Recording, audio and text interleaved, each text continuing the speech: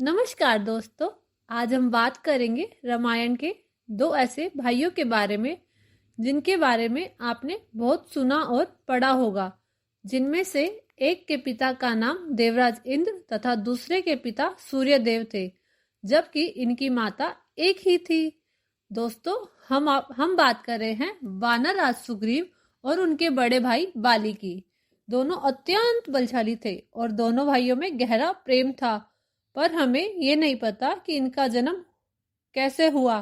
तो चलिए शुरू करते हैं। सुग्रीव कौन था? सुग्रीव और बाली किसके पुत्र थे? सुग्रीव ऋषिमुख पर्वत पर क्यों रहता था? सुग्रीव और हनुमान जी की भेंट कैसे हुई? सुग्रीव और राम की मित्रता कैसे हुई? पौराणिक कथा के अनुसार समेरु पर्वत पर ब्रह्मा जी तपस्या किया करते थे। एक दिन जब वो तपस्या कर रहे थे तो उन्होंने देखा ये मेरी बनाई हुई सृष्टि में लोग कैसे कैसे काम कर रहे हैं। तब उनकी आंखों से आंसू निकले जो धरती पे जा गिरे और उससे एक वानर का जन्म हुआ जो बहुत बलशाली था। ब्रह्मा जी ने उसका नाम ऋषि से आज्ञा दी कि तुम यहीं समेरु पर्वत पर रहो।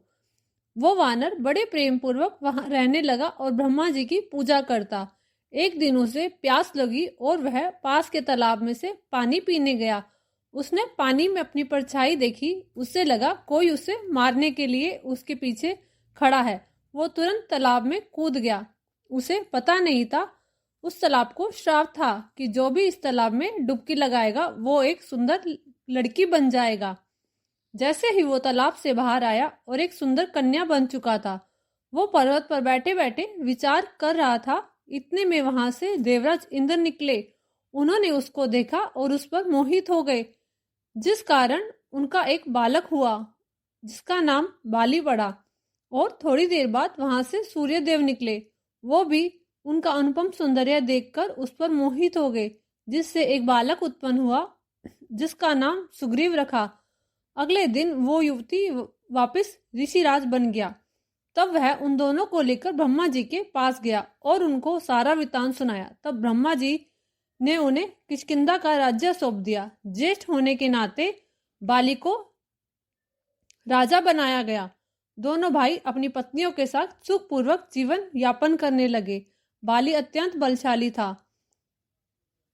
रावण को हराकर 6 महीने अपनी काख में रखा था और प्रतिदिन उसको चारों दिशाएं घुमाता था। बाली को महादेव से वरदान प्राप्त था, जो भी उसके साथ युद्ध करेगा उसकी आदि शक्ति बाली को मिल जाएगी। इसलिए उसको किसी भी तरह से युद्ध में हराना मुश्किल था।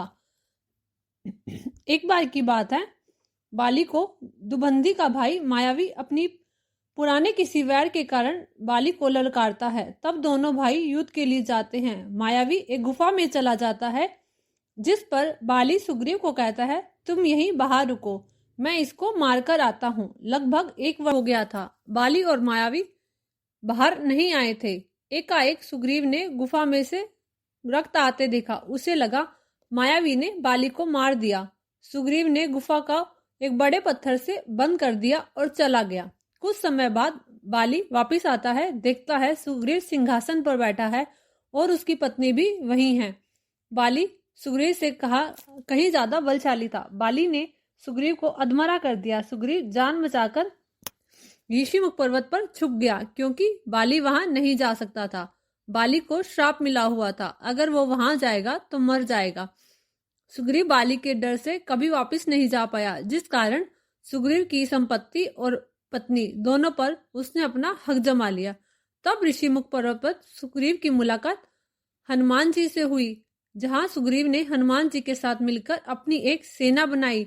और जब प्रभु श्री राम और लक्ष्मण माता सीता को ढूंढते हुए ऋषिमुख पर्वत पर आए तो सुग्रीव को लगा कि बाली ने इन्हें भेजा है, क्योंकि वो बलशाली और दिखने में अत्यंत तेजस्वी थे।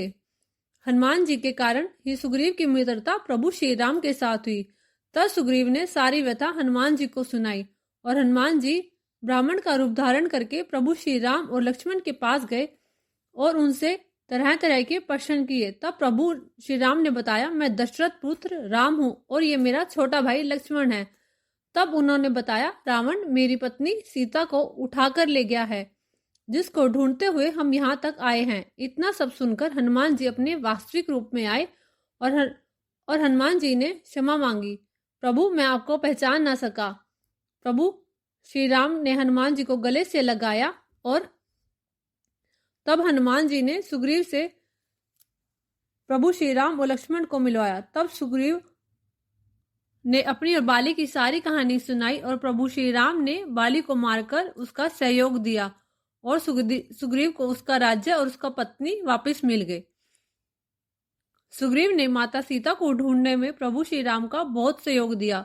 अंत में प्रभु श्री राम के साथ अयोध्या आए और प्रभु श्री राम का राज तिलक होते देखा, जिसके बाद से कुछ समय वो अयोध्या में रहे और बाद में विभीषण जी के साथ किष्किंधा वापस चले गए और वहां जाकर अपना राज्य संभाला। दोस्तों, ये थे रामायण के सुग्रीव और बाली के कुछ अनसुने किस्से।